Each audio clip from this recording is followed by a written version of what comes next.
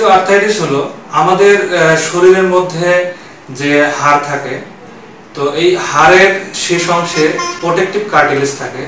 তো এই protective cartilage বয়স বাড়ার সাথে সাথে ক্ষয় হতে শুরু করে। ক্ষয় হওয়ার ফলে যে জয়েন্টের যে নরমাল স্পেস থাকে সেই স্পেসটা কম হতে শুরু করে। তো যখন জয়েন্টের যে স্পেস সেটা কমে যাবে, তখন যে জয়েন্টের যে মুভমেন্ট হয় সেই মুভমেন্টটাও কমে যাবে, যার ফলে জয়েন্টের মধ্যে বিভিন্ন মাত্রার পেইন হবে এবং পাশাপাশি জয়েন্টের যে ল্যাক্সিটি অথবা ফ্লেক্সিবিলিটি বা আমরা বলি সেটা কি হবে, কমে যাবে। তো এই যে প্রক্রিয়া, এই প্রক্রিয়াটাকে বলা হচ্ছে যে অস্টিওআর্থ্রাইটিস। যে যে জয়েন্ট বেশি আক্রান্ত হয় অস্টিওআর্থ্রাইটিস রোগে সেটি হলো যে হাঁটু, এবং দ্বিতীয় যে জয়েন্ট কোমর এবং হিপ জয়েন্ট আমরা বলতে পারি এটা, এবং তারপরে যে স্পাইনাল যে জয়েন্টগুলো আছে সেগুলো, তারপরে ankle joint, elbow joint, shoulder joint. তো মেইনলি যে সকল ওয়েট বেয়ারিং জয়েন্ট আছে, অর্থাৎ যে সমস্ত জয়েন্টের মাধ্যমে আমরা শরীরের ওয়েট বহন করি বা পাস হয়, সেই জয়েন্টগুলো বেশি আক্রান্ত হয়। এখন আমরা জানবো এই যে অস্টিওআর্থ্রাইটিস, এই অস্টিওআর্থ্রাইটিসের আসলে কারণগুলো কি কি রয়েছে। তো প্রথমত যদি কোনো প্রিভিয়াস ইনজুরি হয় জয়েন্টের মধ্যে, যদি পূর্বে কোনো অ্যাক্সিডেন্টের হিস্ট্রি থাকে অথবা কোনোভাবে জয়েন্ট ইনজুরি হয়, হতে পারে ট্রমাটিক্যাল কজ, তো তাহলে ওই সমস্ত মানুষের বেশিরভাগ এই অস্টিওআর্থ্রাইটিস হওয়ার সম্ভাবনা রয়েছে। দ্বিতীয় যে কারণ সেটি হলো যদি কনজেনিটালি অর্থাৎ জন্মগতভাবে যদি কোনো হাড়ের ত্রুটি থাকে, তাহলে সেই জয়েন্টের ক্ষেত্রে এই অস্টিওআর্থ্রাইটিস হওয়ার সম্ভাবনা রয়েছে। এবং এরপরে যে কারণটি সেটি হলো যে বয়স্কজনিত সমস্যা। তো যদি বয়স বাড়ার, এর আগে আমরা বলেছি যে বয়স বাড়ার সাথে সাথে আমাদের জয়েন্টের যে কার্টিলেজ থাকে সেটা ডিজেনারেট হতে শুরু করে, তো এটি একটি কারণ। এবং আরেকটি যে অ্যাসোসিয়েটেড কজ হিসেবে বলতে পারি সেটা হচ্ছে যে ওবেসিটি বা শরীরের ওজন অত্যাধিক বেশি হওয়া, সেক্ষেত্রে এই অস্টিওআর্থ্রাইটিস হওয়ার সম্ভাবনা বেশি রয়েছে। এবং কাজের সাথে রিলেটেড কিছু কজ আমরা যদি বলি, সেটি হলো যারা বেশিরভাগ হাঁটু ভেঙে কাজ করে, যেমন আমাদের থালে বাসন মাজা, এরপরে ঝাড়ু দেওয়া, বিভিন্ন কাজ করে, তো সেক্ষেত্রে হাঁটুতে বেশি এই সমস্যাটা দেখা দিতে পারে। তো এরপরে যে বিষয়টি আলোচনা করব সেটি হলো যে এই যে অস্টিওআর্থ্রাইটিস, এই অস্টিওআর্থ্রাইটিস হলে আমাদের পরবর্তীতে কি কি ধরনের সমস্যা হতে পারে সে বিষয়ে। তো প্রথমত যদি বলি যে এই অস্টিওআর্থ্রাইটিস রোগ হলে যেটি সমস্যা হবে সেটি হচ্ছে যে জয়েন্টটাকে বিভিন্ন মাত্রার পেইন হবে বা ব্যথা হবে। তো এই ব্যথার কারণে কি হবে, জয়েন্টটা স্টিফ হয়ে যাবে, এরপরে জয়েন্টটা ফুলে যেতে পারে। এরপরে যেটি হয় সেটি হচ্ছে যে ইনফ্লামেশন অথবা সোয়েলিং এখানেও হয়ে যেতে পারে। তো এরপরে যে বিষয়টি ঘটতে পারে যেটা হচ্ছে যে জয়েন্টের যে রেঞ্জ, সেই রেঞ্জটা অনেক কমে যাবে, যার ফলে আমাদের যে দৈনন্দিন যে কাজে এটা ব্যাহত হবে এবং ধীরে ধীরে এই ধরনের রোগ কি করবে, ওই পেশেন্টকে প্রতিবন্ধিতার দিকে ঠেলে দেবে। যে অস্টিওআর্থ্রাইটিস রোগের ক্ষেত্রে আমরা কিভাবে এটাকে ডায়াগনোসিস করব সেটার বিষয়।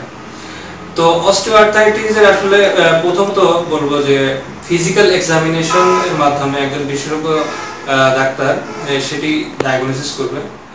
দ্বিতীয় যে বিষয়টি থাকে সেটি হচ্ছে যে রেডিওলজিক্যাল ফাইন্ডিংস। তো রেডিওলজিক্যাল ফাইন্ডিংস এর মধ্যে কি কি রয়েছে, যেমন ধরুন যে এক্স-রে, এমআরআই। তো এক্স-রে সাধারণত আমরা যেটা লক্ষ্য করি সেটি হচ্ছে যে যখন এক্স-রে তে কি দেখা যাবে যে শুধুমাত্র যে জয়েন্টের যে স্পেস, সেই স্পেসটা ন্যারোইং বা সরু বা অথবা কমে যাওয়া, এটা লক্ষ্য করা যাবে যে কোন সাইডে আসলে বেশি এফেক্টেড আছে। তো দ্বিতীয় হচ্ছে সেটা হচ্ছে যে স্পার, মানে বোনের যে অর্থাৎ যে হাড়ের যে কি হয় যে বাড়তি হয়ে যায়, অনেক সময় কার্টিলেজের ডিজেনারেশনের ফলে হাড় বাড়তি হয় সাইডে, সেটাকে বোন স্পার বলা হয়। তো এটা দেখা যেতে পারে যদি অস্টিওআর্থ্রাইটিসের মানে দীর্ঘদিন যাবত সেটা হয়।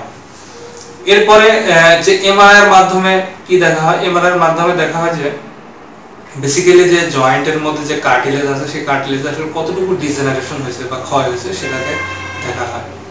তো এরপরে যে টেস্ট গুলো করা হয় সেটা হচ্ছে যে প্যাথোলজিক্যালি মানে ওখান থেকে যে ফ্লুইডটা অ্যাসপিরেশন করা হয়, ফ্লুইডটা অ্যাসপিরেশন করে সেটাকে নির্ণয় করে আসলে এটা বাতজনিত সমস্যা অথবা অন্য কোনো ভাইরাল কজ, সেটাকে ডিফারেন্সিয়েট করার জন্য এই ফ্লুইড নিয়ে চেক করা হয় এটা। তো এরপরে যে বিষয়টি নিয়ে আলোচনা করবো সেটি খুবই গুরুত্বপূর্ণ, সেটি হলো যে আমাদের যে এই অস্টিওআর্থ্রাইটিস রোগ হয় তাহলে আমরা কি কি উপায়ে এটার চিকিৎসা করতে পারি। তো বর্তমানে যে যে চিকিৎসা প্রচলিত রয়েছে সেই বিষয় নিয়ে একটু বলি। সেটি হলো যে প্রথমত যে কনজারভেটিভ ম্যানেজমেন্ট। তো কনজারভেটিভ ম্যানেজমেন্টের মধ্যে যে বিষয়গুলো রয়েছে সেটি হলো যে মেডিকেশন।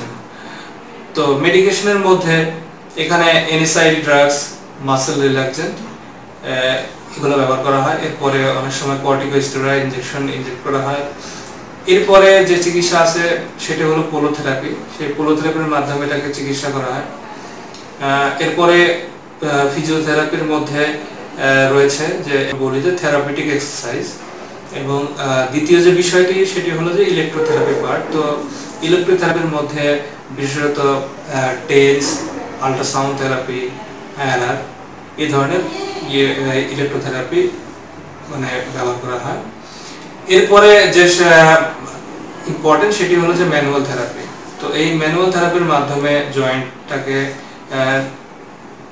যে জয়েন্টের যে স্ট্রাকচারগুলো রয়েছে অর্থাৎ যে মাংসপেশি, লিগামেন্ট, টেন্ডন এগুলাকে মোটামুটি ভাবে স্টেবল করা হয় এবং শক্তিশালী করা হয়, যার মাধ্যমে কি হয় যে আমাদের যে জয়েন্টের যে রেঞ্জ সেটা স্বাভাবিক অবস্থায় ফিরে আসে এবং যে জয়েন্টের যে ব্যথা আছে সেই ব্যথাটা কমে যায়। তো সর্বশেষ যে কথাটি বলবো সেটি হলো যে আসলে এই অস্টিওআর্থ্রাইটিস রোগ খুব একটি কমন রোগ। তো এই রোগের ক্ষেত্রে আসলে যে ওষুধের ব্যবহারের শুধুমাত্র আপনাকে এটাকে পুরোপুরি রিলিফ দিতে পারবে না। তো অবশ্যই একজন এখানে ফিজিওথেরাপির দক্ষ ফিজিওথেরাপিস্টের ভূমিকা রয়েছে বেশি। তাহলে এটা যাদের সমস্যা আছে এই ধরনের সমস্যা, তাহলে তারা এই একজন দক্ষ ফিজিওথেরাপিস্টের শরণাপন্ন হয়ে এই রোগের চিকিৎসা নিতে পারে। তো আজকের মতো এই পর্যন্তই। সবাইকে ধন্যবাদ জানিয়ে এখানে শেষ করছি। আল্লাহ হাফেজ।